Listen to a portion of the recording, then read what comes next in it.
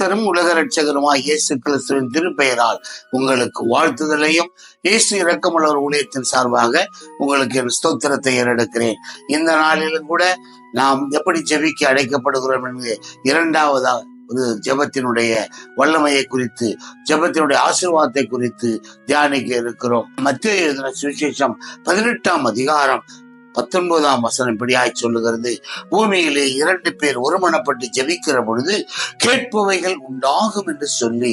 பூமியிலே 2 பேர் ஒருமனப்பட்டு ஜெபிக்க வேண்டும். அது எந்த காரியமாக, கடினமான காரியம், உலகில பெரிய பாடுகள் நிறைந்ததாக இருக்கலாம், அல்லது சிறைச்சாலையில் அடைக்கப்பட்ட நிலைமையாக இருக்கலாம், பலவிதமான சூழ்நிலைகளிலே கணவன் மனைவியாக நீங்கள் இணைந்து ஜெபிக்கலாம், பிள்ளைகளும் தாயுமாக ஜெபிக்கலாம், பலவிதமான அதிகாரிகளாக அல்லது உடன் ஊழியராக 2 பேர் இணைந்து பணியாற்றுகிற ஒரு காரியத்தை குறித்து கூட 2 பேர் ஒருமனப்பட்டு ஜெபிக்கிற பொழுது அவைகள் உண்டாகும் என்று கர்த்தர் சொல்லுகிறார். எங்கே உண்டானதுக்கு என்று வேதத்திலிருந்து ஒரு பகுதியிலே நாம் பார்க்கிறோம். அது அப்போஸ்தலர் நடபடிகள் 16ஆம் அதிகாரம் 24ஆம் வசனம் தொடங்கி சொல்லப்படுகிறது. ஷீலாவும் பவுலுக்கும் அங்கே பெரிய நிர்பந்தமான சூழ்நிலை, அவர்கள் கஷ்டமான சூழ்நிலை. அவர்களை சிறைச்சாலையில அடைத்து தொழுவ மரத்திலே கால்களை கட்டி வைத்திருந்தார்கள். அவர்கள் ஆண்டவரை நோக்கி பார்த்து அவர் ஆண்டவரிடத்தில் ஜெபித்தார்கள், பாடி துதித்தார்கள்.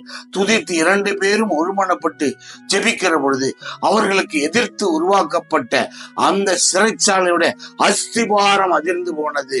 அஸ்திபாரம் அதிர்ந்து கட்டுகள் அவிழ்க்கப்பட்டது. சிறைச்சாலை காவலாளி அவருடைய கொலை செய்து கொள்ளும்படியா, ஈட்டி எடுத்து குற்றி கொள்ளும்படியான சூழ்நிலைக்கு போகிறார். அப்பொழுதுதான் அவர்கள் போய இடத்திலே, நீங்கள் உங்களை உயிரை மாற்றிக்கொள்ளாதீர்கள், நாங்கள் ஆண்டவராய் இயேசு கிறிஸ்துவினுடைய வல்லமையினாலே இந்த விடுதலையை பெற்றிருக்கிறோம் என்று சொல்லுகிற பொழுது சிறைச்சாலை காவலன் இரட்சிப்பு அடையும்படியாக, ஆண்டவரை ஏற்றுக்கொள்ளும்படியாக இந்த ஜெபம் இருந்தது.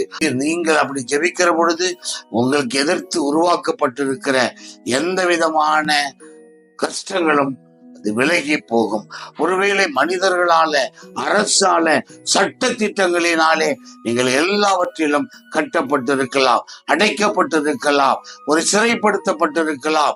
ஆசீர்வாதத்துக்குள்ள ஒருவேளை இப்போ எஜுகேஷன் சமயம், பிள்ளைகள் சரியாக படிக்க முடியாத சூழ்நிலையில வெளியில வந்து அதை பற்றி சொல்ல முடியாத அல்லது வேலை கிடைக்காத பிள்ளைகள், திருமணமாகாத பிள்ளைகள், இவைகள் அநேகர் கேட்கிறார்கள், ஏன் என்னாது என்று. அது ஒரு சிறையிருப்பை போல இருக்கிறது.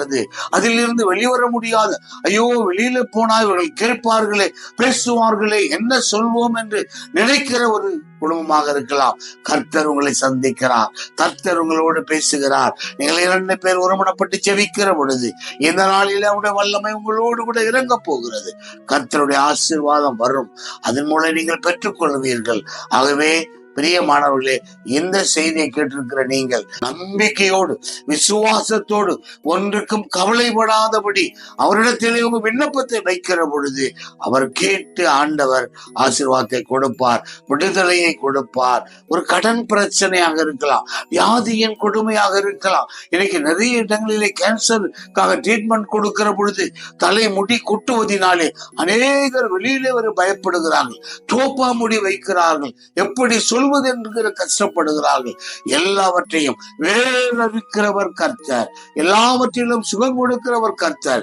நீங்கள் விசுவாசத்தோடு 2 பேர் குடும்பத்திலே அல்லது பணியாளத்திலே அல்லது நண்பர்களாக அல்லது பிரதர்ஸ் சிஸ்டர்ஸாக இணைந்து ஜெபிக்கிற பொழுது கர்த்தர் உங்களை ஆசீர்வதிப்பார். கர்த்தர் தாமே இந்த வார்த்தை வசனங்களை ஆசீர்வதிப்பாராக. ஆமென், ஆமென்.